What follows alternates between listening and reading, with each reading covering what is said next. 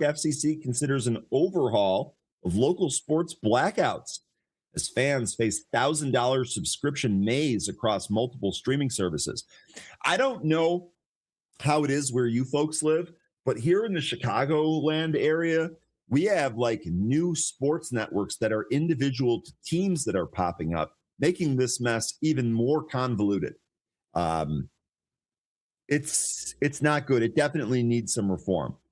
The Federal Communications Commission is exploring changes to local blackout restrictions as fans face skyrocketing costs and a maze of streaming services just in order to watch their live sports.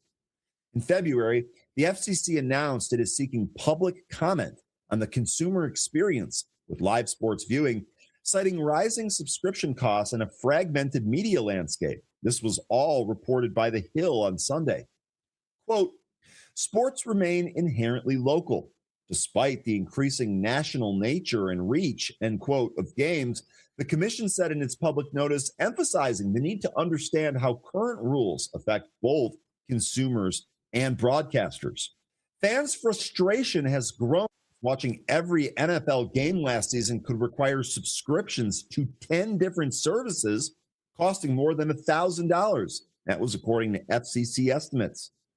Olivia Stomsky, director of Syracuse University's Newhouse Sports Media Center, highlighted the human impact. Quote, I can't help but think of the older sports fan who is maybe retired and say the Mets game is the highlight of their day or week. Brian, were they talking about you? Just curious. And how they now can't find it or have to pay for another platform they maybe can't afford. Totally get this one. Major media companies and leagues have pushed back. Yeah, of course they have. Fox Corporation warned that widespread streaming, is my favorite, widespread streaming could have a, quote, dramatic impact on both consumers and local journalism, end quote, while noting that big tech's acquisition of sports rights risk locking fans out of marquee events.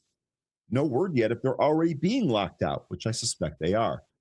Last year, YouTube and Fox struck a deal keeping Fox News, Fox Sports, and other channels on YouTube TV, avoiding a blackout of nearly 8 million subscribers. FCC Chairman Brendan Carr had warned that losing Fox channels ahead of major events would be a, quote, terrible outcome, end quote, and later praised the agreement as, quote, great news for college football fans, end quote. Netflix, ticker NFLX, also secured exclusive streaming rights for the 2026 World Baseball Classic in Japan, marking its first live sports event in the country. The platform broadcast all 47 games live and on demand, with Team Japan, led by Shohei Ohtani, drawing over 30 million viewers for most games, rivaling Super Bowl ratings. Just eye-popping numbers.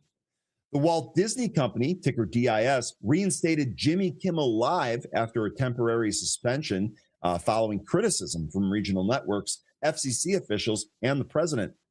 The company cited the need to ease tensions and confirm discussions with Kimmel before resuming the show on ABC. So let me know what you think happens here. Do you think that they make any headway and make live sporting events easier to consume, or for heaven's sakes, just easier to find? I mean, look, I'm sure Robert here is saying, I use NFL Plus and don't watch anything live anymore.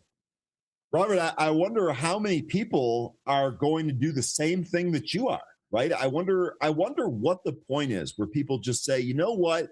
I don't want anything extra that doesn't come on Sunday. I'm not paying for all of these subscriptions. I mean, the problem is with some of these sports leagues, I don't think they're going to listen or care until they start seeing numbers drop. And that might take some time. That honestly might take some time. So anyway, I want to see how this shakes out.